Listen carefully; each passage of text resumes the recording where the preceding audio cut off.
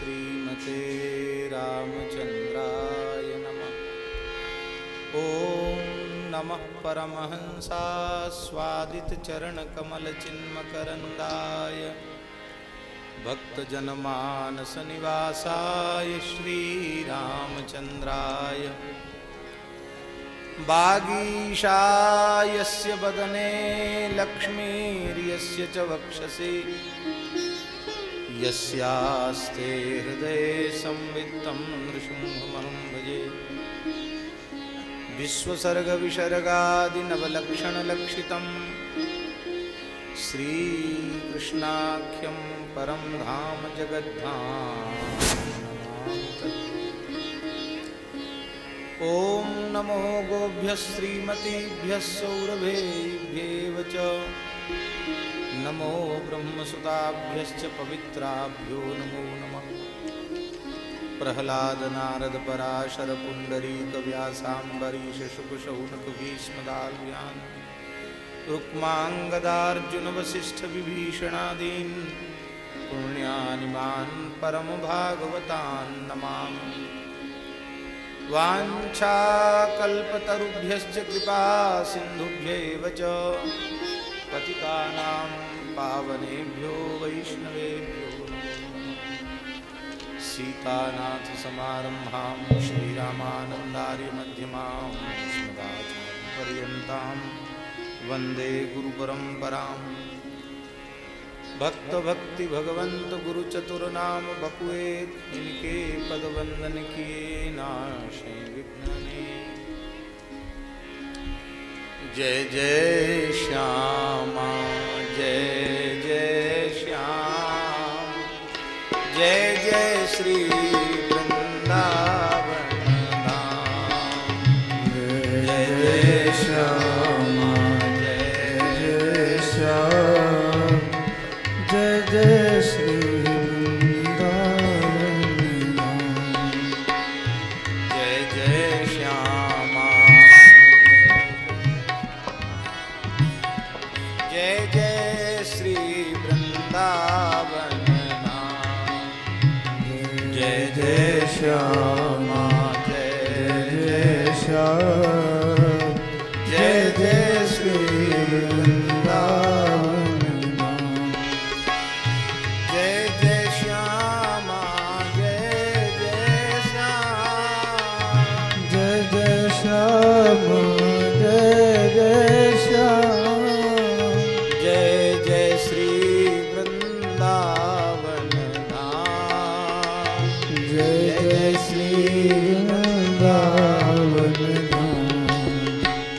पावन राधे तेरो नाम पावन श्री वृंदावन धाम। पावन राधे तेरो नाम पावन श्री वृंदावन धाम। जय गोवर्धन जय ब्रजधाम। जय गोवर्धन जय ब्रजधाम। जय गोवर्धन जय ब्रजधाम। जय गोवर्धन जय ब्रजधाम। श्री यमुना जी ललित ललाम। श्री यमुना जी ललित ललाम।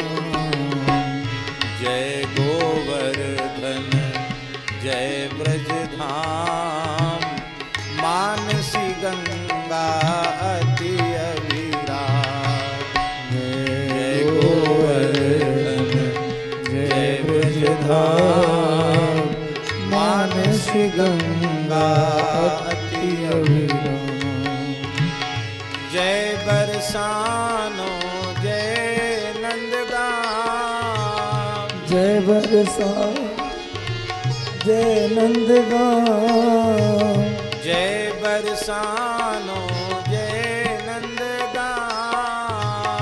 जय बरसानो जय नंदगाम। रावल गोकुल अति अविराम। वृंदावन गोकुल अति अभिराम। जय जय श्यामा जय जय श्याम, जय जय श्री वृंदावन धाम।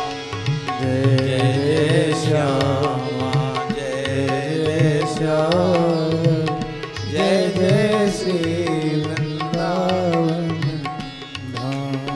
श्री वृंदावन धाम की जय, श्री वृंदावन बिहारी लाल की जय, श्री राधा वल्लभ लाल की जय, श्री जानकी वल्लभ लाल की जय, श्री गिरिराज महाराज की जय, श्री यमुना महारानी की जय, श्री सप्तकोश गिरिराज की जय, श्री मानसी गंगा की जय, श्री मुकुट गिरिराज की जय, श्री हरदेव जी महाराज की जय, श्री चक्रेश्वर भगवान की जय, श्रीमद् भागवत महापुराण की जय, श्री पंचरामानंदी निर्मोही अखाड़े की जय, श्री सद्गुरुदेव भगवान की जय, श्री सद्गुरु जन्म शताब्दी वर्ष महामहोत्सव की जय, सब संतन की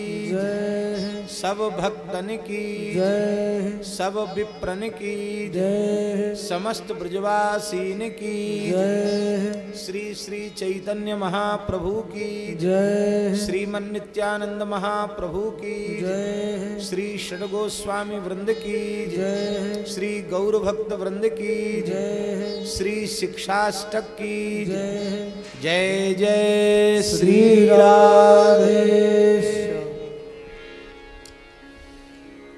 हरिशरणम भक्तवांछा कल्पतरु भक्तवत्सल शरणागत वत्सल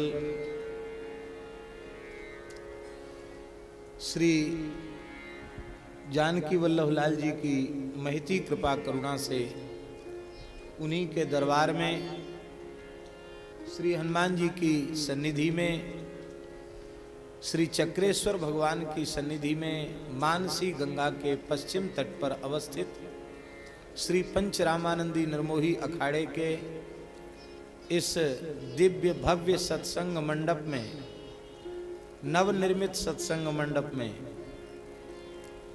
पूज्य सद्गुरुदेव अनंत श्री संपन्न श्री भक्तमाली जी महाराज का शताब्दी महोत्सव भी श्री मदन मोहन दास जी मना रहे हैं। उस महोत्सव के अंतर्गत श्रीमद् भागवत की मंगलमयी कथा कल तक होगी ना कथा, तो आज छठा दिन था, कल तक है कथा, कथा चल रही है, कल कथा की पूर्णाहुति है। दासानुदास को भी ये सौभाग्य मिला कि श्री शिक्षाष्टक के संबंध में कुछ चर्चा करने का अवसर मिला। आज राधा कुंड के एक संत ने शिक्षाष्टक की एक टीका भी प्रदान की है। अभी हमें देखने का अवसर नहीं मिला, अभी अभी मिली है और समय मिलता नहीं है, तो मूल शिक्षाष्टक के जो श्लोक हैं उन्हीं का उच्चारण करके जो भाव मन में श्री ठाकुर जी की, श्री जी की प्रेरणा से आता है उसका हम स्मरण कर रहे हैं। तो जो छंद हो चुके हैं उनका उच्चारण करके फिर आगे के छंदों का हम स्मरण करते हैं, क्योंकि आज इसे पूर्ण करना है। आज अत्यंत सौभाग्य का विषय है कि हमारे पूज्य श्री बारह घाट वाले महाराज जी, महंत जी महाराज, स्वर तो आपने सुनी लिया। जिस काल में माइक नहीं चले होंगे और 88,000 ऋषियों को सूत जी कथा सुनाते होंगे, तो ऐसा ही बुलंद स्वर सूत जी का होगा। और ये है गौ माता के दूध की महिमा, ये है गौ माता के घृत की महिमा, और ये है महाराज जी के द्वारा की गई गौ सेवा की महिमा। ऐसे गड़गड़ा के बोलते हैं, क्या कहना, आनंद आ जाता है, रोम रोम जो है खिल उठता है। ऐसी सुंदर वाणी आपके मुखारविंद से निकलती है। तो आज महाराज जी यहाँ विराज रहे हैं, ये हम सब के लिए अत्यंत सौभाग्य की बात है। श्री रसिक माधव दास जी भी कृपा करके पधारे, बरसाना से ही सीधे यहाँ आ रहे हैं। हमारे नीमावर वाले स्वामी जी भी कृपा पूर्वक विराज रहे हैं। सभी पूज्य विराजमान संतों के चरणों में हम सादर दंडवत प्रणाम निवेदन करते हैं। मदन मोहन दास जी की प्रशंसा हमें नहीं करनी चाहिए, क्योंकि ये शास्त्राज्ञा है कि अपने जो प्रिय स्नेह भाजन हों, पुत्र हों अथवा शिष्य हों, उनकी बहुत प्रशंसा नहीं करनी चाहिए। कम से कम उनके सन्मुख तो नहीं ही करनी चाहिए। लेकिन प्रशंसा के जो योग्य हो, अवसर आने पर उसकी प्रशंसा न करना, इसका भी शास्त्र में निषेध किया गया है। वक्ता को दोष लगता है।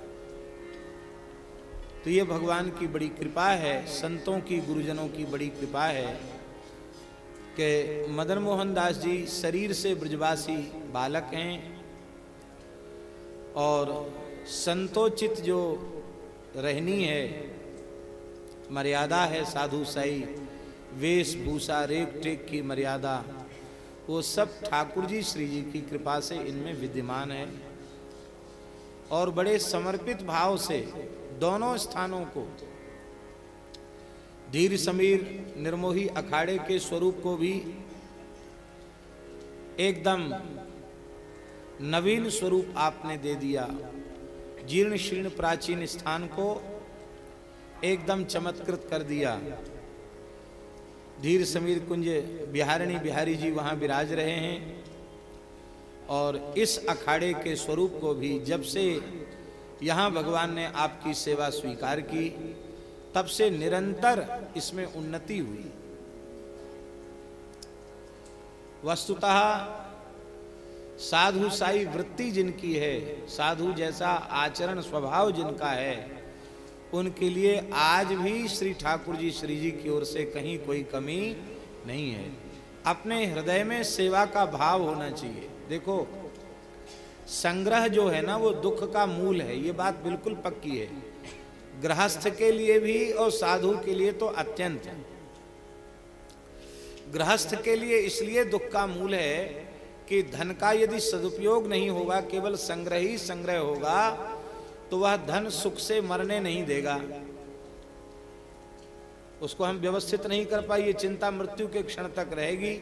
और कहीं धन की चिंता करते हुए प्राण निकले तो दुर्गति हो जाएगी, जीवन व्यर्थ हो जाएगा।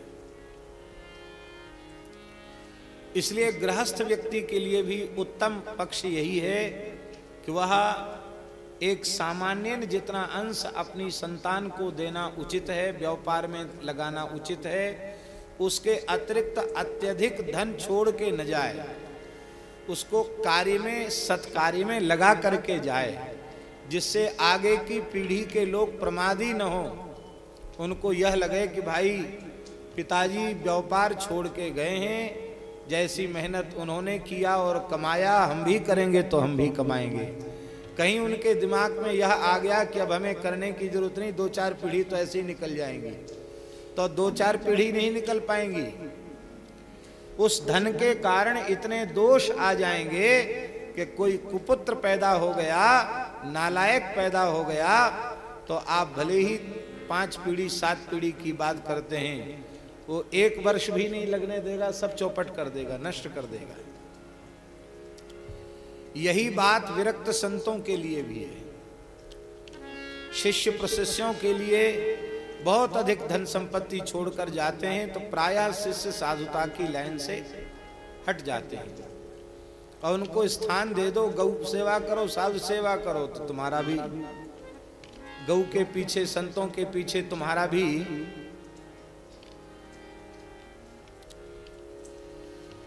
जय।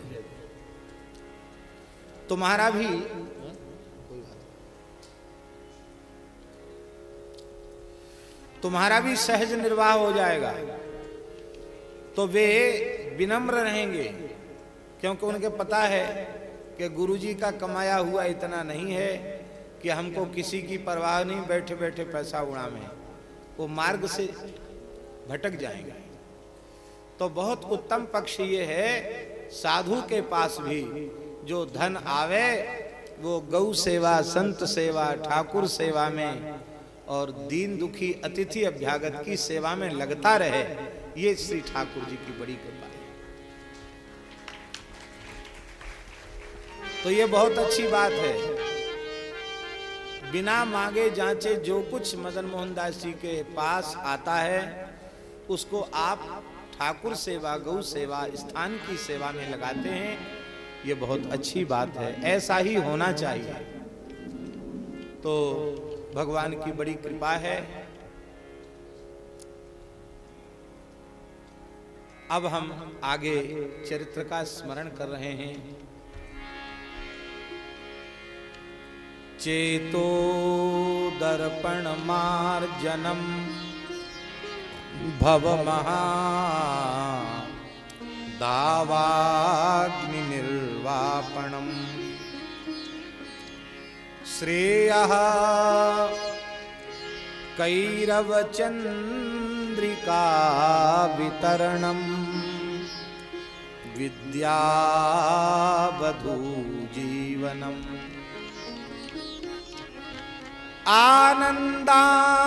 आनंदाम्बुधिवर्धनम प्रतिपदम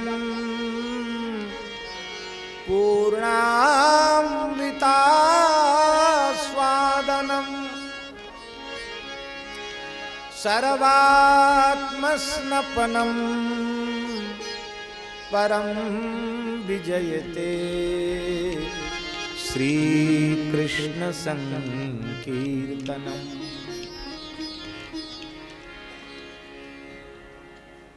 श्री कृष्णदास कविराज गोस्वामी जी ने चैतन्य चरितामृत में ये बात स्वीकार की है कि श्री नीलाचल में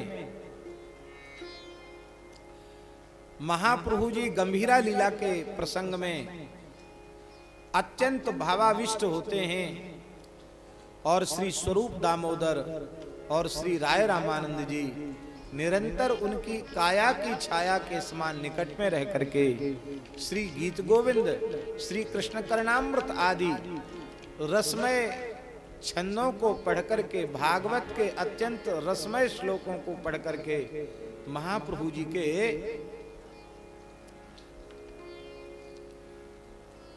अंतःकरण को अत्यंत आह्लादित करते हैं, निरंतर उनको सुनाते रहते हैं।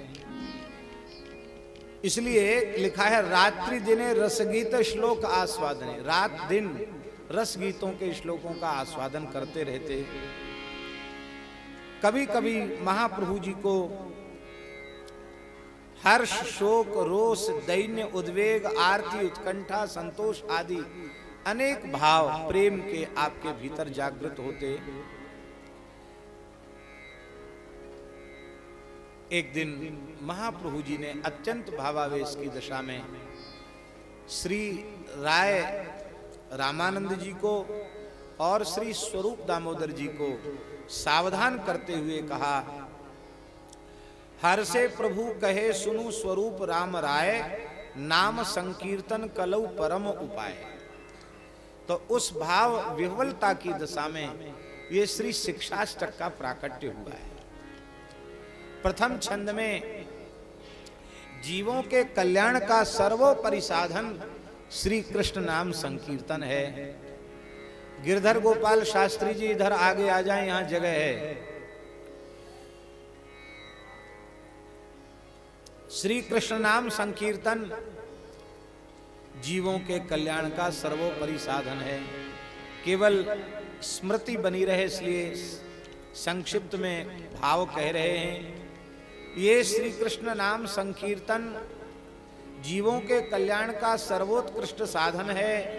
चित्तरूपी दर्पण को पवित्र करने वाला है, संसार में लगी हुई राग द्वेष की अग्नि को बुझाने वाला है, चंद्रिका कल्याण रूपी चंद्रिका का उदय करने वाला है, कल्याण का विस्तार करने वाला है, और विद्या रूपी बधू का तो यह जीवन धन है। प्रति पद में प्रत्यक्षर में आनंद समुद्र को बढ़ाने वाला है और परिपूर्ण अमृत का आस्वादन कराने वाला है। तन मन प्राण को अंतःकरण को सर्वथा निर्मल बनाने वाला विशुद्ध अंतःकरण का यह स्नान है। आत्मा का जीवात्मा का ये वस्तुतः स्नान है नाम संकीर्तन। ऐसे श्री कृष्ण नाम संकीर्तन की विजय हो। इसकी व्याख्या आप लोग श्रवण कर चुके हैं। नाम संकीर्तन की महिमा का वर्णन करने के बाद महाप्रभु जी दूसरे छंद में कह रहे हैं कि हे नाथ, आपने तो हमारे ऊपर बड़ी भारी कृपा की। नाम नामकारी बहुधा निज सर्व शक्ति तत्रार्पिता नियमत स्मरणेन कालः एतादृशी तव कृपा भगवन् ममापि दुर्दैव मीदृशमिहा जनिनानुराग। आपने अपने नामों के द्वारा अपनी अनंत शक्ति सामर्थ्य को प्रकट कर दिया है, अपनी संपूर्ण शक्तियों को प्रकट कर दिया है, और उन पवित्र नामों के स्मरण में देश काल आदि का कोई बंधन नहीं रखा, विधि निषेध का बंधन उसमें नहीं रखा। हे नाथ, आपने अपना नाम हम जीवों को प्रदान करके अपनी संपूर्ण कृपा हम जीवों पर कर दी, पर इस जीव का दुर्भाग्य तो देखो, ऐसे सर्वशक्तिमान महा महिमामय हरि नाम में इसका अनुराग उत्पन्न नहीं हो रहा है, इसका प्रेम उत्पन्न नहीं हो रहा है। इसका आशय यह है कि प्रथम श्लोक में नाम संकीर्तन की महिमा का स्मरण करने के बाद फिर महाप्रभु जी अत्यंत दैन्य भाव से भावित होकर के अनुसंधान कर रहे हैं कि ऐसी नाम महिमा का श्रवण करने के बाद फिर नाम में अनुराग अवश्य उत्पन्न होना चाहिए। अब नाम महिमा का श्रवण भी किया, नाम में अनुराग भी उत्पन्न हो गया, और नाम स्मरण, नाम जप, नाम संकीर्तन में हमारी प्रवृत्ति भी हो गई। किंतु फिर क्या कारण है कि भगवान नाम के आश्रय से जैसा शरीर संसार से पूर्ण वैराग्य होना चाहिए और भगवान में विशुद्ध अनुराग का उदय होना चाहिए, क्या कारण है? कीर्तन का आश्रय लेने के बाद भी वह अनुराग हमारे जीवन में प्रकट क्यों नहीं हो पा रहा है? इस क्रम का एक दूसरे के साथ संबंध है। तब तीसरे छंद में महाप्रभु जी कह रहे हैं, कीर्तनीय सदा हरि, हरि ही सदा कीर्तनीय। श्री हरि का सदा कीर्तन करना चाहिए। कीर्तनीय, कीर्तनीय का अर्थ है कीर्तन करने के योग्य। कीर्तन कहते किसको है?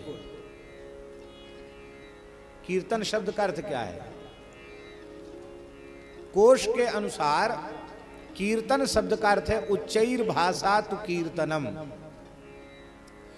उच्च स्वर से अपने प्रेमास्पद के नाम रूप गुण लीला का उच्चारण करना, प्रेम विभोर होकर उच्चारण करना, इसी का नाम है कीर्तन। इसलिए नाम कीर्तन भी है, रूप कीर्तन भी है, लीला कीर्तन भी है और धाम कीर्तन भी है। हमारे यहाँ ब्रज में रसिकाचार्यों की जो वाणियां हैं उनमें क्या है? रूप संकीर्तन और लीला संकीर्तन है। वो भी संकीर्तन है, रूप संकीर्तन है, लीला संकीर्तन है, अथवा धाम की महिमा का वर्णन है तो वो धाम संकीर्तन है। गिरिराज जी यमुना जी की महिमा का वर्णन है तो वो गिरिराज जी का संकीर्तन है, यमुना जी का संकीर्तन है। तो नाम रूप लीला धाम का कीर्तन यही करना चाहिए। कीर्तनीय, अनियर प्रत्यय हुआ है यहाँ कीर्तन शब्द से, कीर्तनीय। अनियर प्रत्यय का व्याकरण शास्त्र के अनुसार अर्थ यह होता है कि कीर्तन करने के योग्य। इसका मतलब है दुनिया की जर्र बक छोड़ करके, ऊट पटांग बोलना छोड़ करके जब भी वाणी मुखरित हो तो भगवान के नाम रूप गुण लीला का ही उच्चारण करना चाहिए, दूसरे शब्दों का उच्चारण नहीं करना चाहिए। कल हमने एक बात आपको स्मरण कराई थी कि मिथिला में एक महान संत प्रकट हुए, श्री प्रेम भिक्षु जी महाराज, जिन्होंने सौराष्ट्र में जाकर भगवान नाम का बड़ा प्रचार किया। उनके वचन हैं, वे 18-18 घंटे 19-19 घंटे कीर्तन करते थे। वो कीर्तन में बैठते थे और 2-2.5 घंटे कीर्तन में ही उनको बलपूर्वक लिटाना पड़ता था, लेटते नहीं थे वो। और बड़े विद्वान भी थे, महान अनुरागी संत थे। तो कभी कोई जिज्ञासु कोई आध्यात्मिक प्रश्न लेकर उनके समक्ष उपस्थित होता। अब चर्चा कोई संसार की नहीं है, चर्चा कोई आध्यात्म विषयक कोई चर्चा ही है, किंतु वे हरिनाम में इतना अनुराग रखते थे कि हाथ जोड़ करके कहते थे कि कीर्तन के अतिरिक्त, भगवान नाम के अतिरिक्त दूसरा वाक्य बोलना मैं महापाप समझता हूं। आप क्षमा करें, हम केवल कीर्तन करना जानते, इसके अतिरिक्त कुछ नहीं बोले। कीर्तन करने के योग्य केवल श्री ठाकुर जी।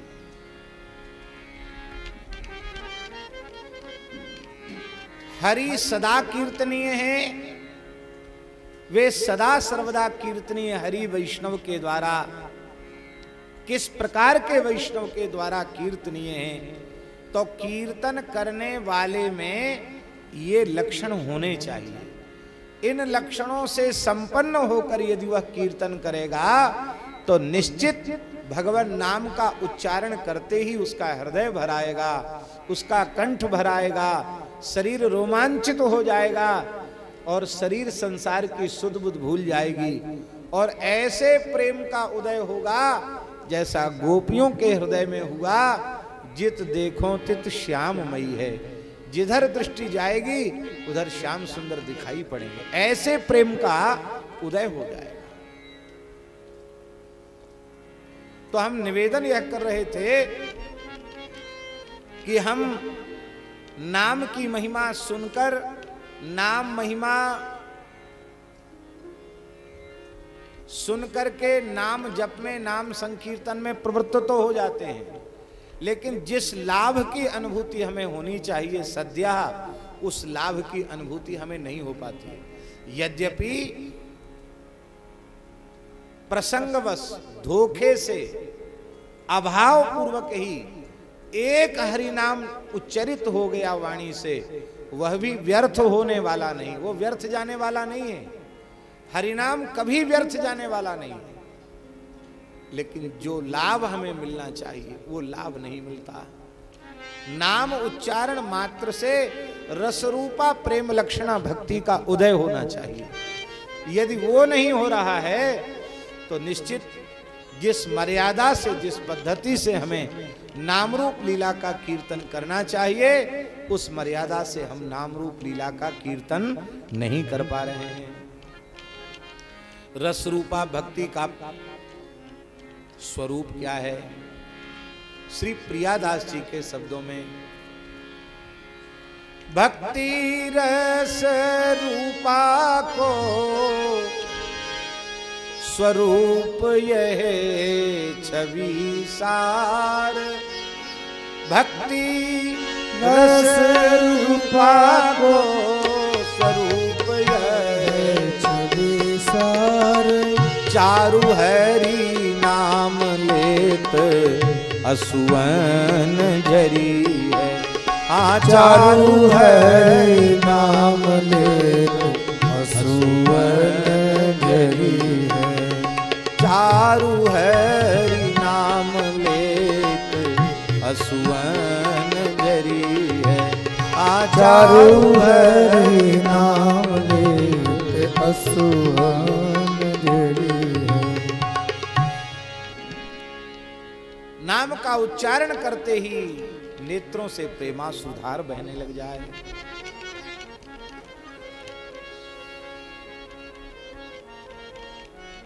नामाश्रयी वैष्णव में कौन कौन से लक्षण होने चाहिए? उसका पहला लक्षण तृणादपि सुनीचेन, वह अपने आप को तृण से भी अधिक छोटा समझे। तृण से भी अधिक अपने आप को छोटा समझे। तृण से छोटा क्या, इतना ही कह देते, तिनके के समान छोटा समझे, अपने को तिनके के जैसा समझे, ये कह देते तो भी तो काम चलता। तिनके से भी अधिक छोटा समझे, इसका तात्पर्य क्या है? इसका तात्पर्य है कि वायु के वेग से उड़कर तिनका आंख में पड़ जाए तो आंख में पीड़ा पहुंचा सकता है, कष्ट पहुंचा सकता है, किंतु वैष्णव का स्वभाव ऐसा होना चाहिए कि उसके व्यवहार से, उसकी वाणी से संसार के किसी भी प्राणी को किसी भी प्रकार की पीड़ा न पहुंचे। माने तिनका भी पीड़ा पहुंचा सकता है, पर भक्त का स्वभाव, हरिदास का स्वभाव, वैष्णव का स्वभाव ऐसा होना चाहिए उसके द्वारा किसी भी प्राणी को पीड़ा न पहुंचे। ये तृणादपि सुनीचेन के भाव के जीवन में अवतरित हुए बिना संभव नहीं हो सकेगा। इसी को भगवान ने गीता में अपने शब्दों में कहा, यस्मान्नोद्विजते लोको लोकान्नोद्विजते च यः हर्षामर्ष भयोद्वेगैः युक्तः यस्य च मे प्रियः। 12वें अध्याय में गीता जी में भक्ति योग का जहां भगवान वर्णन कर रहे हैं, वहां भगवान अर्जुन से कहते कि हे अर्जुन, यस्मान्नोद्विजते लोको, जिस मेरे भक्त के द्वारा संसार का कोई भी प्राणी उद्विग्न नहीं होता, दुखी नहीं होता, पीड़ित नहीं होता, और वह स्वयं भी कभी किसी से पीड़ित नहीं होता। यस्मान्नोद्विजते लोको लोकान्नोद्विजते च यः। अब यहाँ ध्यान देने की बात यह है कि बड़ा कठिन है कि हमारे व्यवहार से कभी कोई पीड़ित ना हो। बहुत सावधानी रखने पर भी हो जाता है, लेकिन कथनचित कोई अत्यधिक सावधान व्यक्ति ऐसा कर ले, लेकिन दूसरे व्यक्ति के विपरीत व्यवहार से पीड़ा का अनुभव न हो स्वयं को, इसमें बड़ी कठिनाई है। कठिनाई है कि नहीं? आप भले ही कुछ मत कहो, कोई अनुचित करेगा तो आपको तो पीड़ा पहुंच ही जाएगी। ये तभी संभव हो सकेगा जब संसार में जो कुछ घटनाएं घट रही, लीला हो रही है, इसको हम भगवान की लीला समझें, सारे जगत को भगवत रूप देखें और जो कुछ हो रहा वो भगवान की लीला है, ऐसा अनुभव करें तो उद्वेग नहीं होगा। और जब तक ये अनुभूति नहीं हो रही है तब तक अनुकूल दृश्य देखकर हर्ष होगा और प्रतिकूल दृश्य देख करके हमारे मन में क्षोभ होगा, हमारे मन में दुख होगा। अब देखिए, संत एकनाथ जी माघी पूर्णिमा, माघ मास की पूर्णिमा तिथि को गोदावरी स्नान के लिए गए। गोदावरी तो नित्य स्नान करते ही थे, पर आज माघी पूर्णिमा थी तो मन में विचार था कि खूब देर तक गोदावरी जी में गोता लगाएंगे। अब वहां से गोता लगा के निकले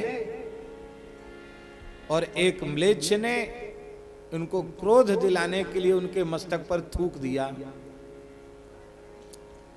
आप फिर चले गए गोदावरी, फिर गोता लगाया, फिर आए तो उसने फिर थूक दिया, फिर गोदावरी चले गए तो फिर थूक दिया। हम एक प्रश्न आपसे करते हैं कि रास्ता नहीं बदल सकते थे क्या?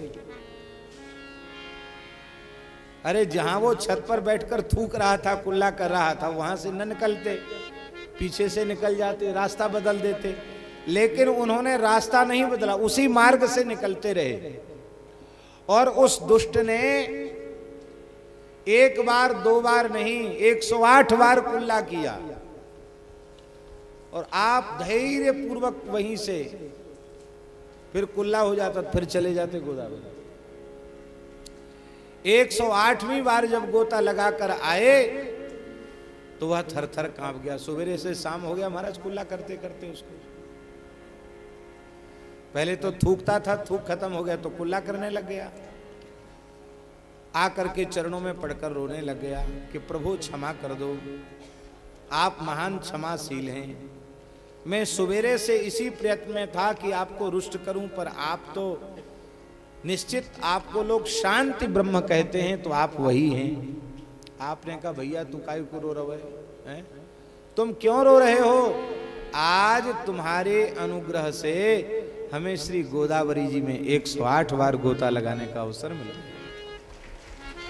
अब उस म्लेच्छ के भीतर भी वे अपने आराध्य का दर्शन कर रहे हैं, प्रभु का दर्शन कर रहे हैं। इसलिए लोकान्नोद विजते चयः, वे उसकी क्रिया से उद्विग्न नहीं है। हर्ष, अमर्ष, भय और उद्वेग इनसे जो मुक्त है, भगवान श्री कृष्ण कहते हैं हे अर्जुन, वह भक्त मुझे अत्यंत प्रिय है। हमने पूज्य गुरुदेव श्री भक्तमाली जी महाराज का जीवन ऐसा देखा, अपने पूरे जीवन में न किसी को उद्वेग दिया और न किसी के व्यवहार से उद्विग्न हुए। किसी को तो उद्वेग दिया नहीं, पर प्रतिकूल से प्रतिकूल व्यवहार से भी उद्विग्न नहीं हुए। मुड़ारा गांव में थे, यहाँ मध्य प्रदेश के लोग, कुछ लोग बैठे, मुड़ारा जानते, निवाड़ी के पास है। तो मुड़ारा गांव में थे। गांव में बिजली तो वैसे ही कम रहती है। शाम का समय था, महाराज जी कोठरी में बैठे थे। एक आ गया पी के, एक यादव पी करके आ गया, गंदी चीज, वो तो जानते ही आप लोग, नाम लेने की जरूरत नहीं। वो आकर महाराज जी की चौकी पर ही बैठ गया उनके बगल में, और पीठ पे हाथ फेर के कहता, कहो गुरु कैसे हो? महाराज जी ने कहा भगवान आपकी बड़ी कृपा है। तो वो वृंदावन से कब आए ये नहीं पूछ रहा था, गोवर्धन से कब आए, बार बार गोवर्धन का था, गोवर्धन से कब आए गुरु, गोवर्धन से कब आए? महाराज जी ने कहा अभी कुछ दिन हो गए यहाँ आए हुए। तो चला गया। संतों ने कहा महाराज जी इस गांव में क्यों आप रुके हैं, चलो बताओ ऐसे लोग यहाँ बैठ। महाराज जी बोले देखो तुमको अनुभव में आ रहा है कि कुछ नशा किए हुए था, हमें तो समझ में नहीं आया। कितना प्रेम था, अति स्नेह के कारण निकट बैठ गया है। भेद मन में होता तो दूर बैठता, प्रेम ज्यादा था भीतर में, इसलिए आसन पर बैठ गया। क्या बुरा किया? और मान लो कुछ अपराध ही किया होगा तो भी उसका प्रायश्चित हो गया। कितनी बार गोवर्धन शब्द का उच्चारण किया, कोई गाली तो नहीं दिया कि महाराज गुरु, गुरु महाराज गोवर्धन से कब आए। ऐसा उनका जीवन, किसी से उद्वेग नहीं, न स्वयं कभी किसी को उद्वेग दिया, न कभी किसी से उद्विग्न हुए। हर्ष, अमर्ष, भय और उद्वेग उनसे उनका संपूर्ण जीवन मुक्त रहा। ये तभी होता है जब हमारे मन में ये भाव होता है कि मैं तृण से भी अधिक छोटा। देखो भक्ति महारानी इस अंतःकरण में विराजमान है, इसकी अनुभूति कैसे हो? इसकी अनुभूति का प्रकार यही है, यदि हृदय में दैन्य भाव है तो समझ लेना भक्ति महारानी हृदय में विराजमान है, और हृदय में यदि दैन्य नहीं है तो उस अंतःकरण में भक्ति नहीं विराजमान हो सकती है। अहंकार की दुर्गंध जिस अंतःकरण में आ रही है वहां भक्ति महारानी निवास नहीं कर सकती हैं।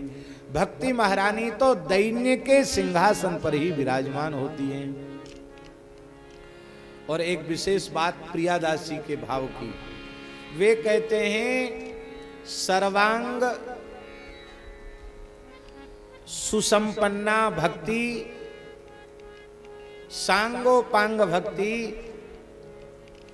सर्वांग सुंदरी, अनेक आभूषणों से अलंकृता भक्ति किसी भाग्यशाली जीव के अंतःकरण में प्रतिष्ठित हो जाए, और वैष्णव में जैसी दीनता होनी चाहिए, नम्रता होनी चाहिए, दैन्य भाव होना चाहिए, वह दैन्य भाव उसके जीवन में न हो तो उसकी उस भक्ति को भी भगवान स्वीकार नहीं करेंगे। क्योंकि भक्ति महारानी के श्री अंग का जो वस्त्र है उस वस्त्र का नाम है तृणादपि सुनीचेन, उस वस्त्र का नाम है दैन्य। दीनता की साड़ी, आहा, नम्रता की साड़ी, नम्रता दीनता एक ही बात है। नम्रता दीनता की साड़ी भक्ति महारानी धारण करती हैं। नवनी बसन पन सौंधोले लगाइए, इसलिए बसनहीन नहीं सोह सुरारी, सब भूषण भूषित बरनारी। इसलिए कीर्तन करने वाले में भोले शंकर जी पहली शर्त है वह अपने को संसार का सबसे तुच्छ समझे, मैं सबसे छोटा हूं।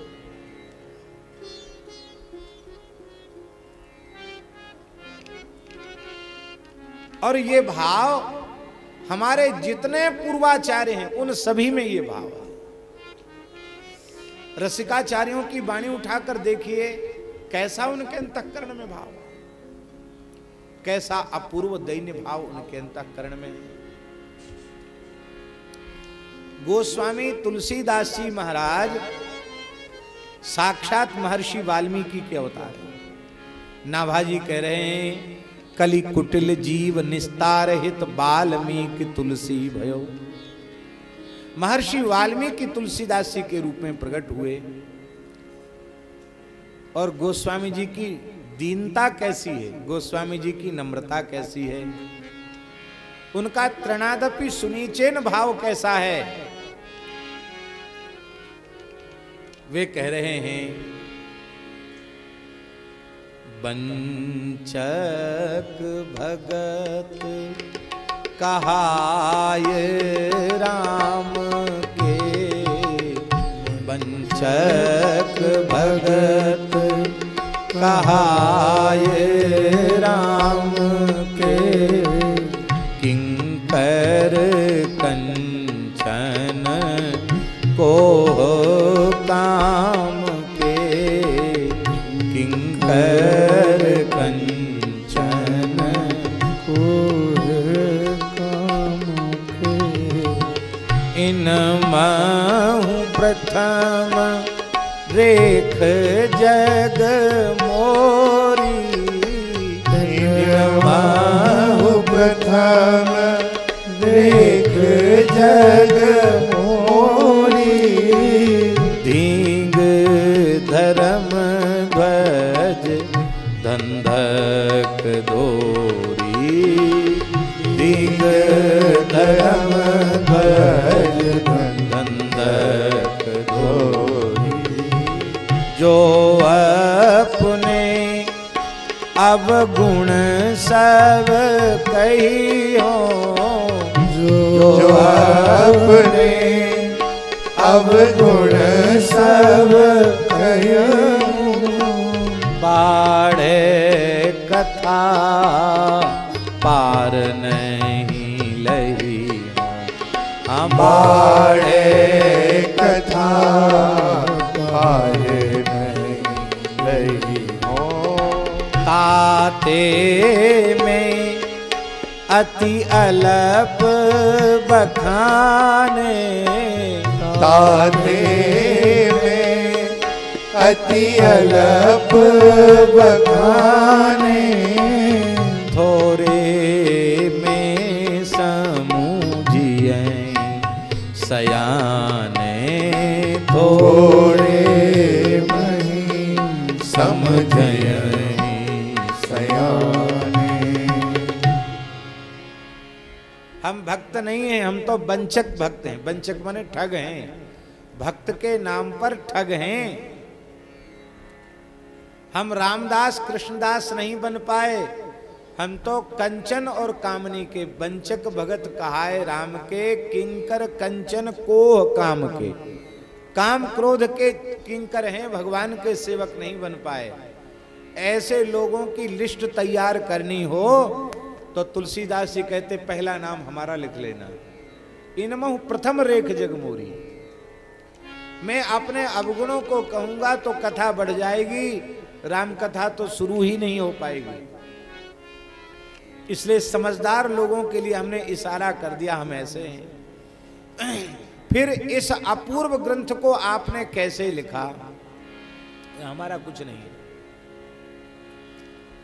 कवित विवेक एक नहीं मोरे,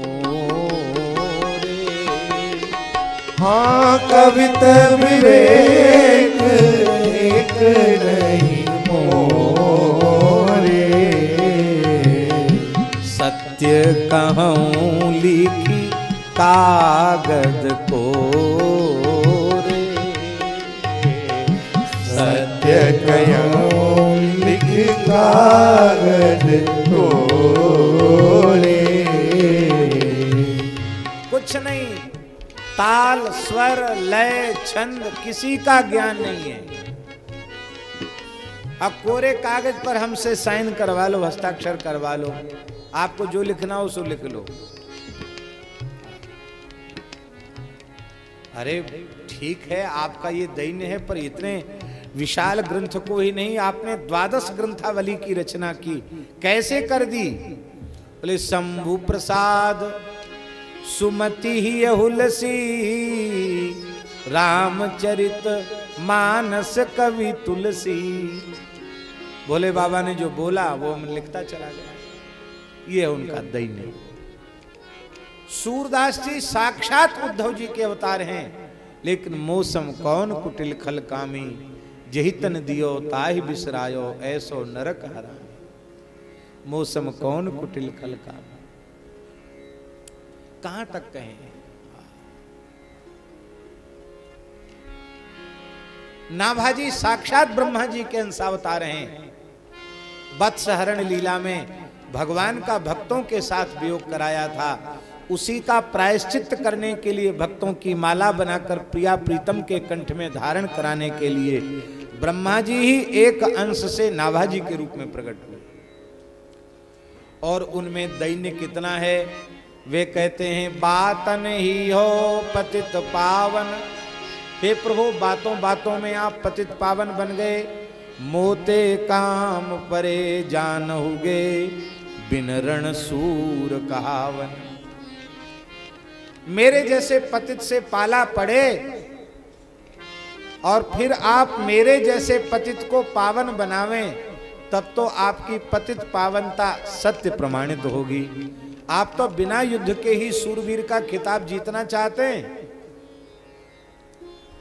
को टांक द्वै टांक पौसेरा, बड़ी बड़ाई शेर, हो पूर्ण पतिताई ऐसो, ज्यों पासानन मेरु। कोई छटाक भर का पापी, कोई 2 छटाक का पापी, कोई 1 छटाक का पापी, कोई 2 शेर का, कोई 3 शेर का पापी है, और मैं तो सुमेरु के समान पापी हूं। हो पासानन मेरु। आप तो विराज।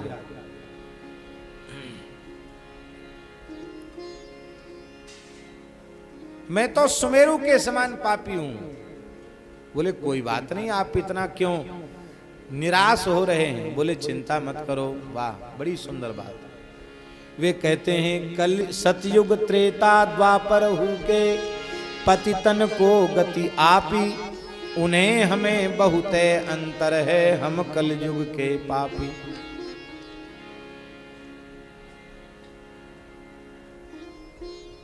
हे नाथ, हो दिनमणि खद्योत आन खल, अविद्या कौज उजागर, गोपद पावन के न सरवर, हो दुर्मति जल सागर। अंत में कहते हैं पतित पावन विरद तिहारो, सोई करो परमान, पाहन नाव पार करो नाभा, कह हरि पकड़ो कान, बातन ही हो पतित पावन। वैष्णवता की पहचान ही दीनता है। दीनता वैष्णवता की पहचान है। महापुरुषों में यह अपूर्व दैन्य भाव होता है।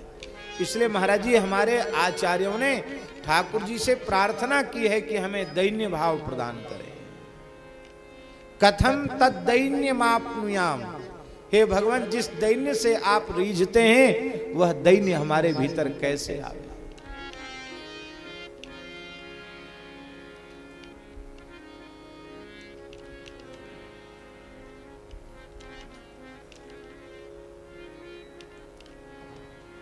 देखो,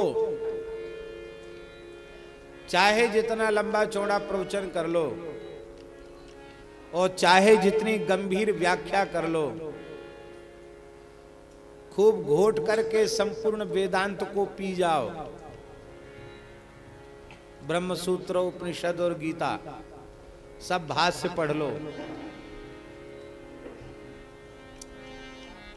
और बार बार कहो कि अहंकार प्रकृति है और मैं प्रकृति नहीं हूं, फिर भी अहंकार जाता नहीं है। बड़ा सूक्ष्म है अहंकार, ये जाता नहीं है, ये नहीं जाता है। जाएगा कहां से? अहंकार न हो तो शरीर नहीं चलेगा। ये सारी सृष्टि अहंकार से ही चल रही है। यही समस्या है ज्ञान मार्गियों के लिए। वे अहंकार प्रकृति से ऊपर उठना चाहते हैं और इस अहंकार प्रकृति से ऊपर उठने में उनको कई जन्म लग जाते हैं। तब सर्वथा देहाध्यास की निवृत्ति होती है और अहंग से ऊपर उठ करके अपने स्वरूप में वे प्रतिष्ठित हो पाते हैं। बहुत कठिनाई है। गिने चुने लोग हैं सुको मुक्ता जावालिर मुक्ता, किंतु धन्य है भगवत शरणागति का मार्ग, वैष्णवता का मार्ग, जहां वैष्णव दैन्य भाव को धारण करके अहंकार से पिंड छुड़ा देता है। तृणादपि सुनी चैन की भावना को अंगीकार करके वो अहंकार से पिंड छुड़ा लेता है, ये अहंकार से मुक्त हो जाता है। इसलिए अहम शून्य होने का एकमात्र साधन है तृणादपि सुनी चैन की भावना हमारे अंतःकरण में प्रतिष्ठित हो जाए। और कीर्तन करने वाले वैष्णव को कितना सहनशील होना चाहिए? बोले वृक्ष के समान सहनशील होना चाहिए। सहनशीलता में वृक्ष का दृष्टांत, वृक्ष की उपमा सर्वोपरि है। इतते बेपाहन हनत और उतते बेफल दे। इधर से पत्थर मारने वाला पत्थर मार रहा है और ऊपर से वृक्ष फल देता है।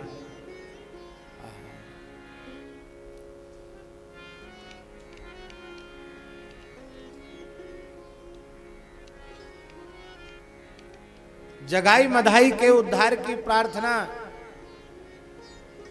श्री नामाचार्य हरिदास ठाकुर ने श्रीपाद नित्यानंद जी से की। और महाप्रभु जी का जब कोप हुआ तब इन्हीं ने तो महाप्रभु जी के चरणों में पढ़कर मनाया कि अवतार आपका इसलिए नहीं हुआ है, आपको कृपा करनी पड़ेगी। ये कीर्तनीय सदा हरि, ये पूरा जो महाप्रभु जी का शिक्षाष्टक का तृतीय छंद है, इसको साक्षात स्वरूप में दर्शन करना हो तो श्री नामाचार्य हरिदास ठाकुर के जीवन चरित्र का दर्शन करना चाहिए। उनके जीवन में ये तीनों पद प्रतिष्ठित हैं। तृणादपि सुनी चैन की भावना, साक्षात महाप्रभु जी जिनकी कुटिया में जाकर जिनसे सत्संग करते हो, वे जगन्नाथ भगवान का दर्शन करने नहीं जाते, केवल ध्वजा और शिखर का दर्शन कर लेते, मार्ग से भी नहीं चलते। जगन्नाथ जी के किसी सेवक का शरीर हमारे शरीर से न छू जाए, यह है दीन भावना उनके मन में।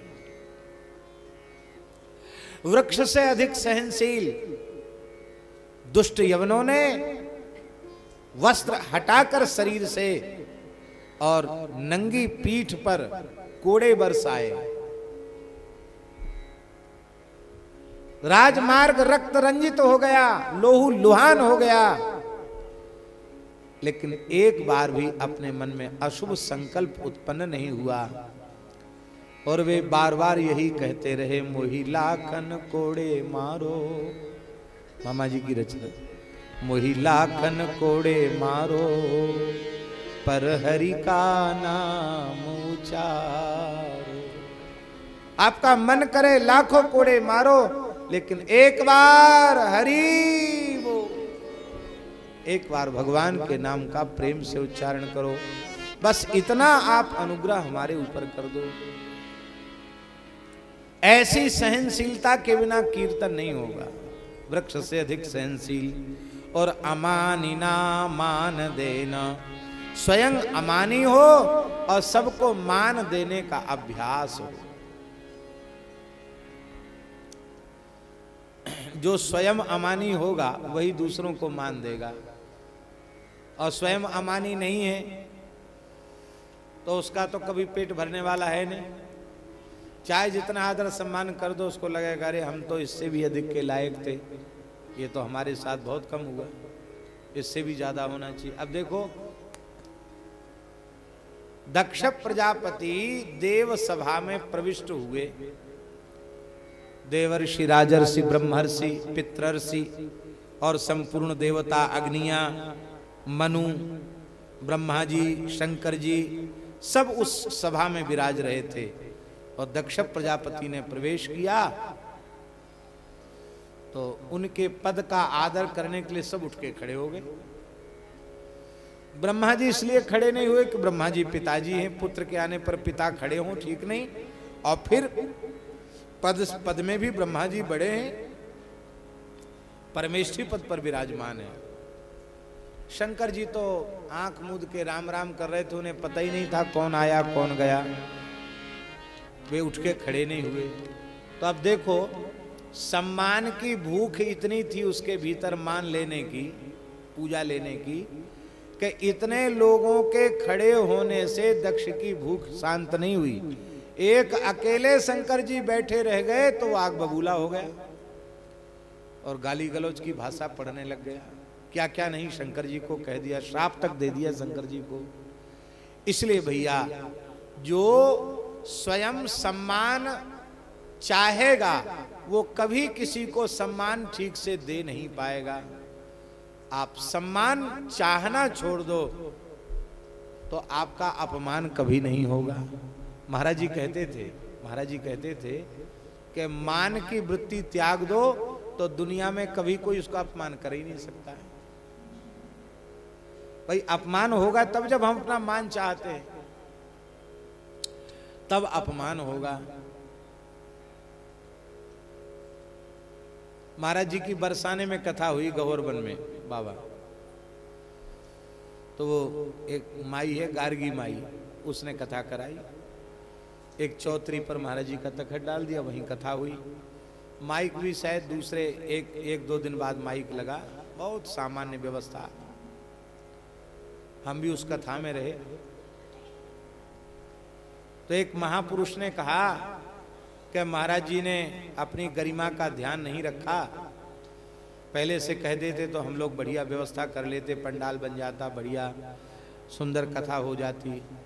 तो महाराज जी के पास जब यह बात आई तो महाराज जी ने हाथ जोड़कर कहा, जिसने अपना कोई स्तर भीतर से स्वीकार कर रखा होगा उसका घटेगा और बढ़ेगा, जिसने कोई स्तर ही स्वीकार नहीं कर रखा उसका क्या घटेगा क्या बढ़ेगा।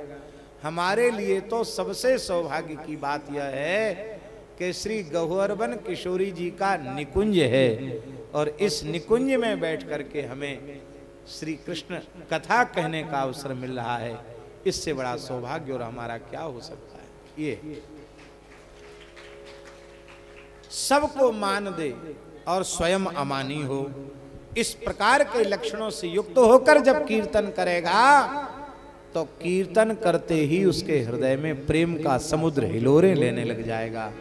अष्ट सात्विक महाभाव उसके भीतर प्रकट होने लग जाएंगे। ये महिमा। मान लो हम प्रयास कर रहे हैं कि हम यहां तक पहुंच जाएं और हम नहीं पहुंच पा रहे हैं, ना तो तृणादपि सुनिचेन की भावना आ पा रही है और ना ही वृक्ष से अधिक सहनशील बन पा रहे हैं, वृक्ष के समान सहनशील बन पा रहे हैं, न अमानी भाव आया, न दूसरों को मान दे पा रहे हैं, तो क्या हम कीर्तन न करें? मान लो ये लक्षण न भी आवे तो भी कीर्तन करना चाहिए। नाम महाराज कृपा करेंगे तो धीरे धीरे इन लक्षणों का भी प्राकट्य हो जाएगा, किंतु प्रयास अवश्य करना चाहिए। आप मन में जो चाह लेंगे वह अवश्य ही हो जाएगा, अवश्य हो जाएगा। अब आगे का जो छंद है उसका इससे जो संबंध है वो क्या है? मान लो तृणादपि सुनी चेन तरोह अपि सहिष्णुना अमानिना मान देन, इन लक्षणों से युक्त होकर के किसी ने कीर्तन करना आरंभ कर दिया और इस प्रकार के कीर्तन का फल होगा कीर्तन करने मात्र से भगवान का प्राकट्य। कीर्तन करते ही ठाकुर जी सामने प्रकट हो जाएंगे।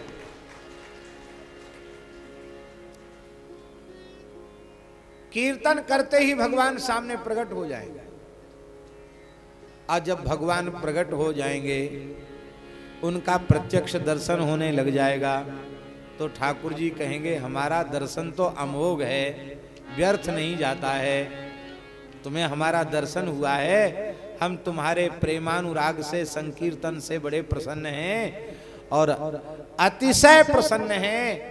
काग विसुंडू विसुंडी मागवर अति प्रसन्न मोहि जान, मैं अत्यंत प्रसन्न हूं, अब कुछ मांग लो। तो चौथे छंद में महाप्रभु जी कह रहे हैं, इस प्रकार के लक्षणों से संपन्न निरंतर हरिकीर्तन परायण संकीर्तन परायण वैष्णव का धर्म है कि वह अपने प्रेमास्पद से उनका दर्शन करके भी उनकी निष्काम सेवा, उनके प्रेम के अतिरिक्त और कभी कुछ भी न चाहे। सच्चा जो प्रेमी होता है महाराज जी, वो अचाह होता है। सच्चा प्रेमी जो होगा वो अचाह होगा, उसको कोई इच्छा नहीं होगी। और यदि कोई चाह है, कोई इच्छा है, तो प्रेम नहीं है। क्योंकि जिस वस्तु को, जिस पदार्थ को पाने की उसके भीतर अभिलाषा है, इच्छा है, उसका प्रेम उस पदार्थ से है, उस वस्तु से है, प्रेमास्पद से उसका प्रेम नहीं।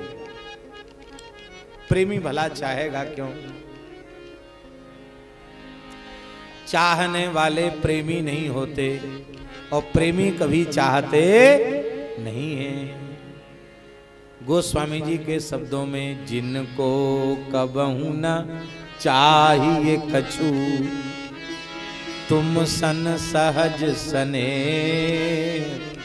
बसहु निरंतर तासु उर, सोराउर निज गे।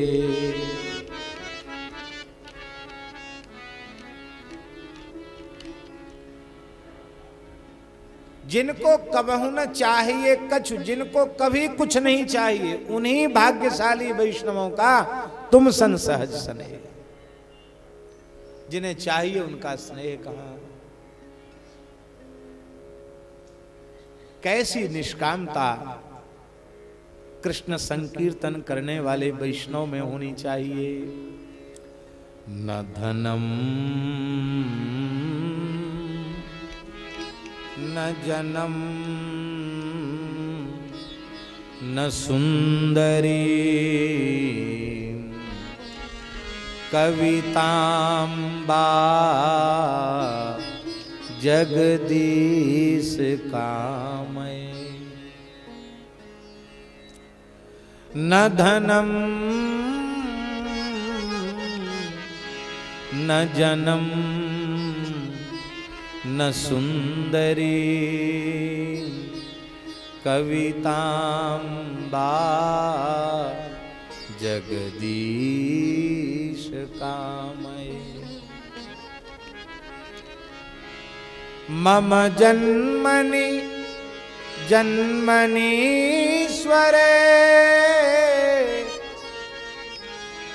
भवता भक्ति रहे तुकी त्वयि। मम जन्मनि जन्मनीश्वरे, भवता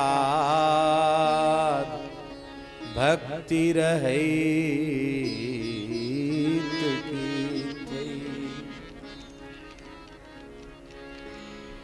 हे जगदीश, हे जगन्नाथ, न धनम, मैं धन नहीं चाहता।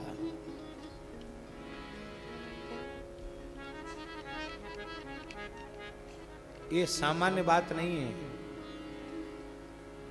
हम भले ही कथा प्रवचन में त्याग और वैराग्य का बखान करें, पर प्रातः काल सवेरे सवेरे कोई भगत पहुंचकर लिफाफा भेंट करता है तो मन ही मन बड़ा हर्ष होता है कि आज का प्रातः काल बड़ा मंगलमय गया। आज दिन भर कहीं न कहीं से कुछ न कुछ प्राप्ति होगी, प्रसन्नता होती है।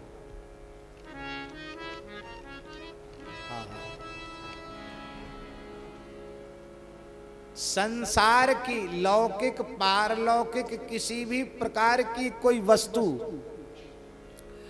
प्राप्त होने पर यदि हमारे चित्त में हर्ष होता है, प्रसन्नता होती है कि बहुत अच्छा हुआ ये चीज मिल गई, तो समझ लेना चाहिए कि अभी भगवत प्रेम प्रकट नहीं हुआ।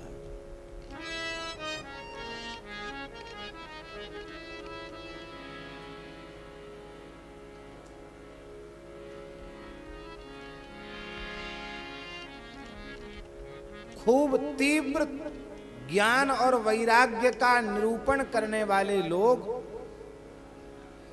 अहर्निश वेदांत की चर्चा करने वाले लोग लक्ष्मी प्राप्ति, धन प्राप्ति के लिए बड़े बड़े अनुष्ठान करते हुए देखे जाते हैं। सहस्रार्चन, कुंकुमार्चन, अमुक अर्चन, कनक धारा के पाठ, श्री सूक्त के पाठ। मना नहीं कर रहे हैं कि मत करो, कोई करता है तो बहुत अच्छा है, करना चाहिए, क्यों मना किया जाए। लेकिन कहीं न कहीं भले ही हमारी प्रवचन में कितना भी त्याग वैराग्य हो, पर कहीं न कहीं चित्त में धन की कामना है और उस कामना के कारण ये प्रवृत्ति होती है। विद्यावंतम यशस्वंतम लक्ष्मीवंतम जनं कुरु, रूपम देहि जयम देहि, यशो देहि द्विषो जहि। साधक के जीवन में जब तक धन के प्रति महत्व बुद्धि बनी भई है, तब तक वह परमार्थ पथ पर चलने का अधिकारी नहीं है, तब तक वह परमार्थ पथ का पथिक नहीं बन सकता, तब तक प्रभु की ओर बढ़ नहीं सकता। भगवान की ओर बढ़ने की पहली शर्त है कि धन के प्रति महत्व बुद्धि का त्याग करना पड़ेगा। क्योंकि जितने अंश में संसार की किसी भी वस्तु पदार्थ के प्रति, धन के प्रति हमारी महत्व बुद्धि होगी, उतने ही अंश में हम भगवत प्रेम से वंचित रह जाएंगे।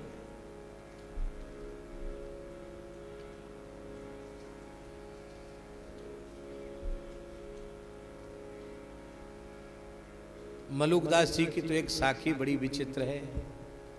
मलुकदास जी कहते हैं एक साखी में, माया मगन महंत के तुम मत बैठो पास, कौड़ी लागे लड़ी मरे कथनी कथे 50। बड़े से बड़ा महंत महामंडलेश्वर जगतगुरु हो, पर भजन में मग्न नहीं है, प्रेम में मग्न नहीं है, धन संपत्ति को ही सब कुछ मानकर उसी में डूबा हुआ है आकंठ, तो भेष भगवान के नाते दंडोत प्रणाम तो कर लो, पर पास में मत बैठना, क्योंकि कौड़ी लागे लड़ी मरे कथनी कथे 50। चलो चलो सब कोई कहे, पहुँचे बिरला कोई, एक कंचन एक कामनी, दुर्गम घाटी दोई। हे नाथ, धन नहीं चाहिए। भगवत ऋषि जी की बड़ी प्यारी बात है, हमारे गले नहीं उतर रही है, ये हमारा दुर्भाग्य है। लेकिन बड़ी प्यारी बात है, वे कहते हैं पैसा पापी साधु को परसी लगावे पाप, परसी लगावे पाप, ज्ञान वैराग्य बिगाड़े। काम क्रोध मद लोभ मोह मत्सर श्रृंगार, इससे श्रृंगार कर देता है। काम क्रोध मद लोभ मोह मत्सर श्रृंगार, सब द्रोहिन ते बड़ो संत द्रोही नहीं ऐसा,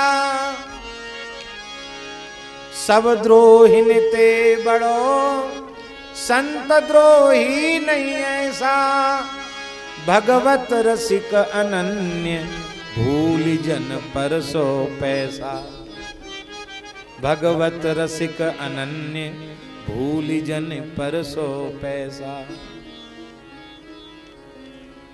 हमारे पूज्य खाक चौक वाले महाराज जी कहते थे, हम लोग सब साधु ही साधु बैठे हैं, अपने घर में अपनी बात कह रहे हैं। महाराज जी कहते थे, बच्चा हमने आंखों से देखा, जब तक साधुओं पे खूब गरीबी थी तब तक भजन बहुत अच्छा था, जब से ये अमीरी आई है तब से भजन विदा हो। लड्डू कचौड़ी और दक्षिणा की मार ने भजन को चौपट कर दिया, ऐसा वे बार बार कहा करते थे।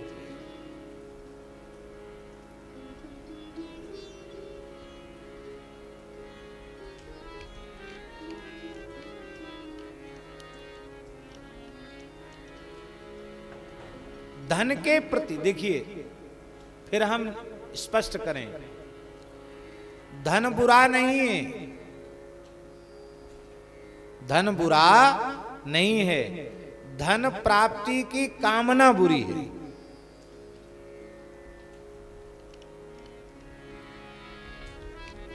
धन बुरा नहीं है। आप श्री जी का बंगला बनवा रहे हो, ब्याहुला करवा रहे हो, उत्सव महोत्सव कर रहे हो, हजारों गौओं की सेवा हो रही, साधुओं की सेवा हो रही है, आप इसको कागज के टुकड़े समझते हो, कुछ नहीं समझते, कोई बुरी चीज नहीं। लेकिन इसी को सब कुछ समझकर संग्रह में लगे हुए हो, परिग्रह में लगे हुए हो, दंभ छल कपट झूठ सारे दुर्गुण इसी के लिए कर रहे हो, तो ये हमारे पतन का कारक है।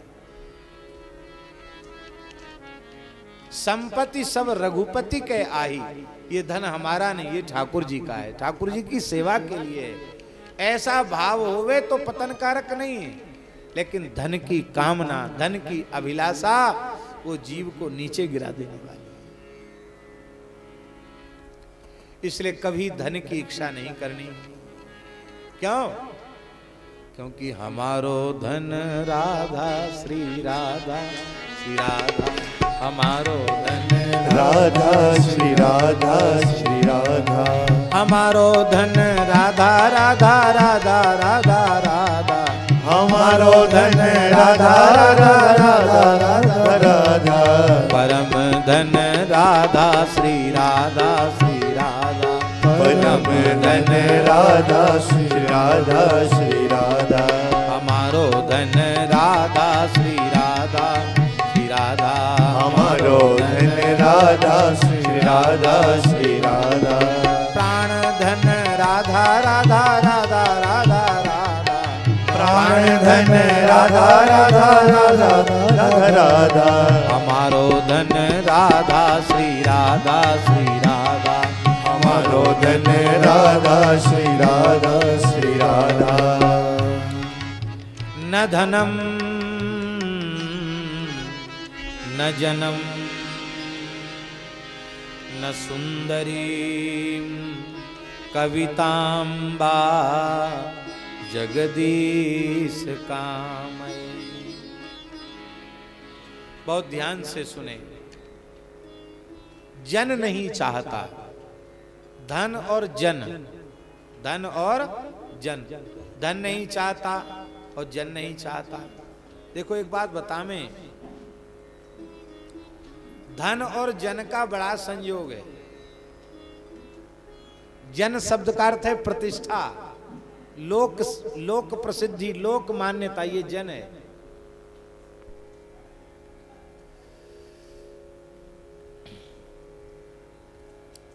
और न मानो तो करके देख लो।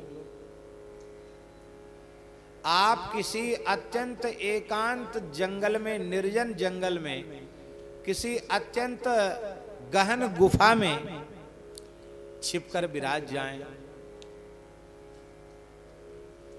न ओढ़ने का है, न बिछाने का है, न चेला है, न चेली है, न रुपया है, न पैसा है, न घोड़ा है, न गाड़ी है, तो आप दिनों रात माला फेरो करो, कोई भीड़ इकट्ठी हवे वारी ना है भगत जी, कोई भीड़ नहीं होगी। और बढ़िया सुंदर महल बना के, मठ बना के, मंदिर बना के बैठो तो श्रद्धावान लोग भी आएंगे, तमाम लोग तो उसको देखने आएंगे।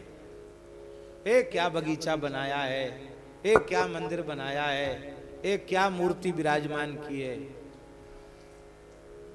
अब हमारे वृंदावन में श्री प्रेम मंदिर है, कृपालु जी ने उसको बनाया, मेला लगा रहता महाराज, मेला।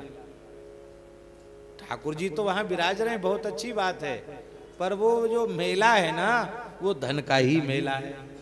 तो धन के साथ जन,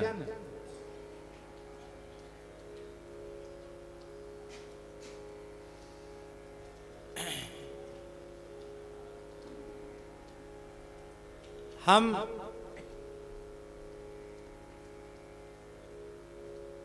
अंतःकरण से कैसे हैं, इसे सर्वांतर्यामी भगवान को छोड़कर और स्वयं हम अपने आप को छोड़कर दूसरा कौन जानेगा। संसार बाहरी रंग रूप पर आकर्षित होता है।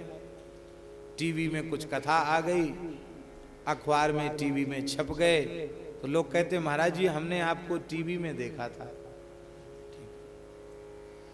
पर एक बात हम खुलकर के कह रहे हैं, जो छपने वाले संत हैं, प्रकाशित होने वाले संत हैं, भले ही उनके जीवन में संतत्व न हो, उनके अंतःकरण में संतत्व न हो, अभी भी हमारे चित्रकूट में, वृंदावन में, ब्रज में ऐसे अनेक संत हैं जो लाख लाख नाम जप कर रहे हैं, फटा पुराना कपड़ा पहन कर रह रहे हैं, रूखी सूखी मधुगरी खा करके जीवन यापन कर रहे हैं। संसार उनको नहीं जानता, लेकिन वस्तुतः उन संतों के भजन के बल से ही हमारे जैसे लोगों को रोटी मिल रही है। हम संत नहीं हैं, संत तो वे हैं जो ईमानदारी से भजन में लगे, साधन में लगे। गलियन में हर सत फिरे, साधु कहें सब कोय, स्वान नाम बाघा धर्यो, खोजी बाग न हो। गली गली में लोग कहते हैं खोजी जी बड़े संत हैं, बड़े साधु हैं। कहते हमारी दशा तो वैसी है जैसे कोई अपने पालतू कुत्ते का नाम बाघ रख दे, शेर रख दे, तो कुत्ता तो शेर नहीं हो जाएगा, वही दशा हमारी है। इसलिए हे नाथ, न धन चाहिए और न धन से जुड़ा हुआ जन चाहिए। जन माने लोक मान्यता, लोक प्रतिष्ठा भी नहीं चाहिए। अच्छा एक बात पूछे हम आपसे, हमारे पूज्य गुरुदेव अनंत श्री संपन्न श्री भक्तमाली जी महाराज कैसी अद्भुत साधुता थी उनमें, कैसी सहजता थी उनमें, कैसी सरलता थी उनमें, कैसी अहम शून्यता थी उनमें, कैसी निष्कामता निर्लोभता उनमें थी, और कितना उपकार वैष्णव जगत का किया तमाम सदग्रंथों का सृजन करके। लेकिन रहनी से ऐसे छिप के रहते कि उनको देख के कोई पता ही नहीं लगा सकता कि ये महात्माओं हैं। भैंसा गाड़ी पे बैठ के पहुंच गए, बुग्गी में बैठ के पहुंच गए, और साइकिल के आगे वाले डंडा पर बैठकर सूरश्याम गौशाला पहुंच गए, मीटिंग में पहुंच गए। अत्यंत सहजता सरलता उनके जीवन में थी। लोग यह अनुभव ही नहीं कर पाते थे कि ये महात्मा ही हैं। गुजरात के मोहन भाई पारीक ब्रज में खूब आते थे और उस काल के भारतवर्ष के प्रायः सभी महापुरुषों से वे जुड़े हुए थे। पूज्य श्री राधा बाबा, श्री पूज्य हनुमान प्रसाद पोद्दार जी, भाई जी, सेठ श्री जयदयाल गोयनका जी, इन सबके निकट बैठकर उन्होंने सत्संग किया था। चिट्ठी पत्री भी उनसे होती थी। हमारे ब्रज के प्रायः सभी संत, पूज्यपाद श्री उड़िया बाबा, हरि बाबा, आनंदमयी बां, श्री स्वामी अखंडानंद जी महाराज आदि सभी संतों से उनका बड़ा प्रेम था मोहन भाई जी का। और पूज्य पंडित श्री जगन्नाथ प्रसाद भक्तमाली जी के वे शिष्य थे। पूज्य बाबा श्री ठाकुरदास जी से भी उनका प्रेम था और पंडित जी महाराज का भी बहुत स्नेह था। पंडित जी भी कृपा करते थे, पहचानते थे कि सत्संगी है। तो एक बार ये मोहन भाई जी की सुनाई हुई घटना हम आपको सुना रहे हैं। एक बार मोहन भाई जी ताड़वाली कुंज में पंडित जी का दर्शन करने आए तो पंडित जी भक्त वल्लभा टिप्पणी हाथ में लेकर देख रहे थे। तो मोहन भाई जी ने पूछा कि कौन सा ग्रंथ है? बोले भक्त वल्लभा टिप्पणी है, एक विद्वान संत हैं गिरिराज जी में रहते हैं, उन्होंने लिखा है। आजकल मैं इसी से भक्तमाल पढ़ा रहा हूं। तो महाराज जी के बारे में चर्चा चल पड़ी तो पंडित जी ने कहा कि वे महान संत हैं, विद्वान होते भय अमानी हैं, और बड़ी सुंदर टीका लिखी है। मोहन भाई तुम घूम घूम कर महात्माओं का दर्शन करते हो, गोवर्धन जाकर बाबा श्री गणेश दास जी का भी दर्शन आपको करना चाहिए, पंडित जी ने कहा। तो बोले ठीक है, हमको कल हमारा जाने का वापसी टिकट है, तो आज ही यहीं से चले जाते हैं और महाराज जी का दर्शन करेंगे। तो वहां से वृंदावन से चलकर गिरिराज जी आए और गिरिराज जी में पहले दान घाटी लक्ष्मी नारायण मंदिर पहुंचे पंडित जी का दर्शन करने। तो पंडित जी को प्रणाम किया तो पंडित जी ने भक्तमाली जी का समाचार पूछा और मोहन भाई जी से कहा कि आप घूम घूम के संतों का दर्शन करते हो, हमारे गोवर्धन में भी महाराज जी का नाम लेकर कहा बाबा श्री गणेश दास जी बड़े विद्वान और अमानी संत हैं, उनका दर्शन करना चाहिए। मोहन भाई जी सुनाते सुनाते गदगद हो गए कि मेरे तो रोमांच हो गया कि एक तो मेरे साक्षात गुरुदेव हैं और दूसरे पंडित जी महाराज को भी हम गुरुदेव के रूप में ही देखते हैं। इन ब्रज की दो विभूतियों ने एक ही दिन में जिनका स्मरण किया, वो महापुरुष कैसे होंगे? जरूर दर्शन की उत्सुकता जग गई। तो चल करके सब्जी मंडी, ये जो बगल में अखाड़ा है ना रामानंदी निर्वाणी अखाड़ा, लक्ष्मण मंदिर, तो लक्ष्मण मंदिर आए। दोपहर का समय था। तो मोहन भाई जी के मन में कल्पना थी कि इतने विद्वान संत, इतनी प्रशंसा इन महापुरुषों ने जिनकी की, समय समय से उनका दर्शन होता होगा, कहीं छिप के बैठते होंगे, भजन करते होंगे। उनकी कल्पना में थोड़ी था कि वो बासन मांजते होंगे, बर्तन मांजते होंगे। और बाहर जो कुइया है ना अखाड़े के बाहर, उस पे महाराज जी बर्तन रख करके और कढ़ाई, भगोनी, पलटा, बाल्टी, डंकी सब अमनिया कर रहे थे, मांज रहे थे बर्तन। शरीर पर केवल लंगोटी थी और गमछा उतार के सिर से बांध रखा था।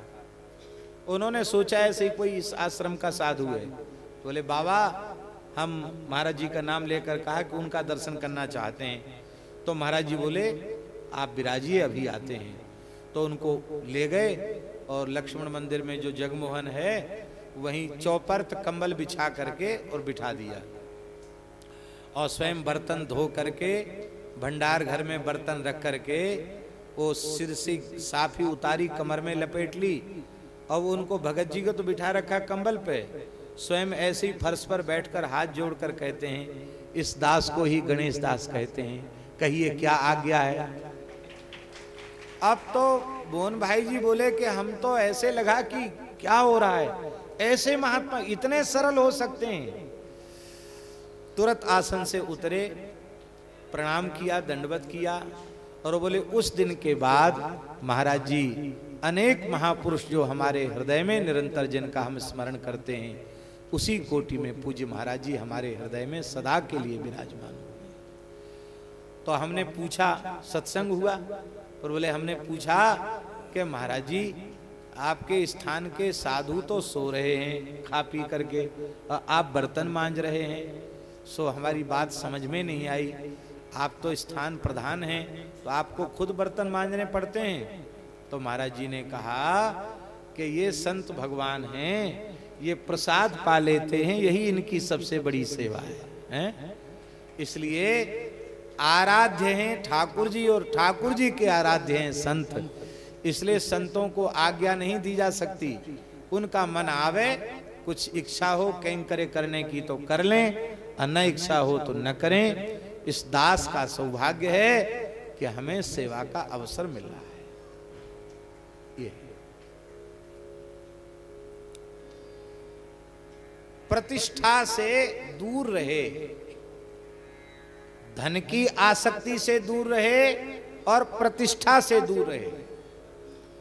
और लीला ऐसी विलक्षण थी, हम आपको क्या बताएं। गरीब लोग रुपया 2 रुपया 5 रुपया देते तो हाथ में लेके सिर से लगा लेते कई बार, और दूसरे को नहीं उठाने देते, अपने हाथ से उठा के जेब में रख लेते।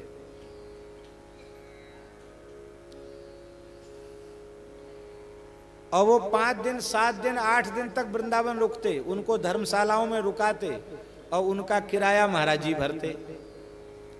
तो हम कहे महाराज जी 8 दिन रुके और कुल मिला के 200 रुपया भेंट आई और 2000 रुपये किराया लग गया, तो ये कैसी विचित्र सेवा है।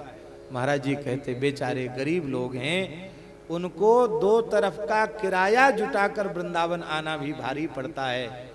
इन सीधे साधे गांव के गरीबों की सेवा करना भी साधु सेवा ही है। वो वक्ता सच दर्शनीय, क्योंकि सर्वे गुणा कांचन माश्रय। हमारे श्री गणपत बाबा बैठे हैं, ये पूज्य बाबा ठाकुरदास जी के पास आए और आपने अभिलाषा व्यक्त की कि हम आपकी सन्निधि में रहें। तो बाबा ने क्या कहा, पैसा, पुड़िया, पत्रा और पत्र, इन 4 प्रकारों को त्याग कर हमारे पास रह सकते हो। क्या कहा? देखो संत की वाणी कितनी विलक्षण। पैसा, पैसे से संबंध नहीं रखना होगा, पैसा नहीं रखना होगा, पैसा नहीं, पैसे से कोई लेन देन नहीं करना होगा। पैसा, पुड़िया, पुड़िया जानते हैं? साधुओं के पास लोग आते, महाराज बहुत बीमार हैं, कोई कहता कमर दर्द से परेशान है, कोई कहता सिर दर्द से परेशान है, और सब दुनिया ही परेशान है। तो आप दवाई बताने लग जाओ कि वो घोट के पी लो, ये कर लो, वो कर लो, तो बस भीड़ इकट्ठी होने लग जाएगी, भजन नहीं बनेगा। तो पैसा, पुड़िया, दवा देना ये भी भजन में बाधक है। पैसा, पुड़िया, पत्रा। तुम्हारे ऊपर अमुक ग्रह की दशा चल रही है और तुम्हारा समय अच्छा चल रहा है, तुम्हारा समय खराब चल रहा है, तो दिन भर ज्योतिष वाले लोग घेरे रहेंगे। पैसा, पुड़िया, पत्रा। और पत्र, पत्र माने चिट्ठी पत्री का व्यवहार। तो उस समय तो बाबा के जमाने में तो पत्र था, अब मोबाइल। हाँ, तो मोबाइल, पत्र का काम मोबाइल ही करता है।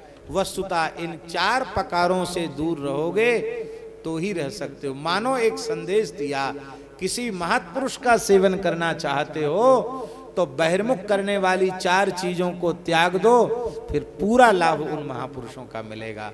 इसलिए हे नाथ, आपकी कृपा से न हमें धन चाहिए और न हमें जन चाहिए। जन माने प्रतिष्ठा चाहिए, लोक मान्यता भी हमको नहीं चाहिए। न धनम, हे जगदीश, में धन नहीं चाहता, जन नहीं चाहता माने प्रतिष्ठा नहीं चाहता। न सुंदरी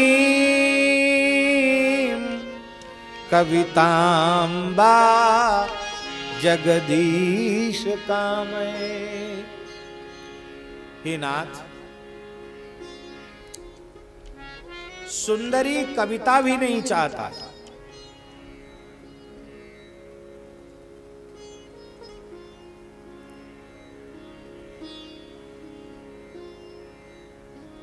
काव्य की कला भी साधारण गुण नहीं है। असाधारण गुण है।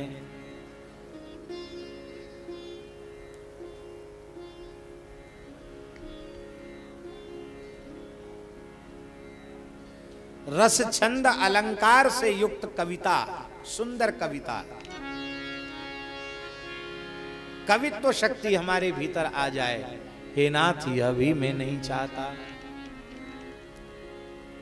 कवि जो है, कवि जो होते हैं वो यशक काय होते हैं। यशक काय, शरीर तो सबका नाशवान है, नष्ट हो जाता है, लेकिन उनकी कविता ही उनका यशक काय है।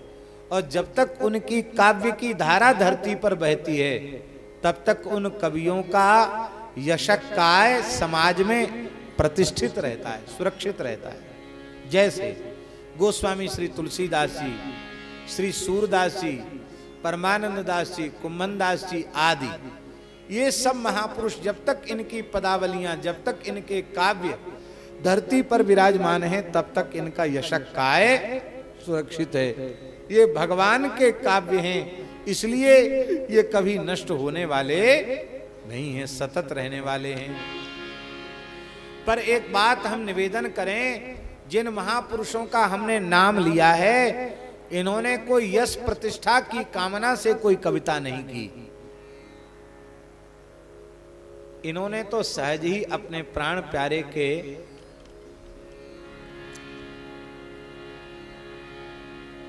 दिव्य नाम रूप गुण लीला का आस्वादन करके अत्यंत आह्लाद में, आनंद में भर करके गाया है, और जो उनके कंठ से सहज निकला वही उनका काव्य बन गया है। लेकिन हम में कवित्व शक्ति आ जाए, हम कोई बहुत सुंदर ग्रंथ लिख दें और उस ग्रंथ के माध्यम से हमारी जन जन में प्रतिष्ठा हो जाए, ये कामना भी वैष्णव के मन में नहीं होनी चाहिए। किसी महानुभाव ने कोई ग्रंथ लिखा, अच्छी बात है, भगवान की दया हो गई, उन्होंने ग्रंथ लिख दिया, पर लिखने के बाद अब वे हाथ धो करके पीछे पड़ गए कि इसी ग्रंथ का पाठ होना चाहिए, इसी ग्रंथ की कथा होनी चाहिए और खूब इसका प्रचार होना चाहिए। अच्छी बात है, ये भावना भी बुरी नहीं है, लेकिन वस्तुतः सच्ची बात यह है कि लिखना बहुत अच्छा है, लेकिन उसकी प्रतिष्ठा के माध्यम से मुझे प्रतिष्ठा मिले, ये भावना बहुत अच्छी नहीं है। हमारे इन पूर्वाचार्यों ने जो कुछ लिखा वो इसलिए नहीं लिखा कि ये प्रतिष्ठित हो जाए और हमारे काव्य की जय जयकार हो, ये इन्होंने कभी नहीं चाहा। बिना चाहे भी मिला, लेकिन यदि चाहत होती तो भगवत प्रेम से वंचित रह जाते, इसलिए ये इच्छा नहीं होनी चाहिए। न सुंदरीम कविताम बा जगदीश कामये, तब क्या चाहिए? बोले मम जन्मनि जन्मनीश्वरे भवताद भक्ति रहैतु की त्वयि। हे नाथ, जहां कहीं हमारा जन्म हो, इसका जन्मनि, जन्मनि का अर्थ क्या है? जन्म जन्म में, इसका अर्थ है कि हम आपके दर्शन का फल मोक्ष के रूप में भी नहीं चाहते, कि हम मुक्त हो जाएं, हमें द्वारा धरती पर जन्म न लेना पड़े, ये भी हम नहीं चाहते। हमारा बारंबार जन्म हो, मोक्ष हमें नहीं चाहिए। बस एक ही प्रार्थना है। क्या प्रार्थना है? स्वर्ग नरक अपवर्ग आस नहीं, त्रास है जहां राखो तहां रहूं, मान सुख राशि है। देहु दया कर दान न भूलों केली को, भगवत बलित तमाल बिलो कहूं बेली को। यही चाहिए और कुछ नहीं चाहिए। अंग्री अंबुज पांसु को जन्म जन्म हो जाचियो। जन्म जन्म, प्रति जन्म में। देखिए, इसका तात्पर्य यह नहीं समझना इसका अर्थ यह नहीं समझना कि जो भगवान का शरणागत भक्त है, जिसे भगवत साक्षात्कार हो चुका है, वो संस्कृति के चक्र में पड़ा रहेगा, ये अर्थ नहीं है। वो मरने के बाद मुक्त नहीं महाराज, वो तो जीवन मुक्त होता है, पर मुक्ति की अभिलाषा उसके चित्त में नहीं होती। भुक्ति मुक्ति की पिशाची जब तक हृदय में घुसी हुई है, तब तक भगवत प्रेम अत्यंत दुर्लभ है, मोक्ष नहीं चाहिए। जहां कहीं हमारा जन्म हो, आपके चरण कमलों का हमें अनुराग प्राप्त हो,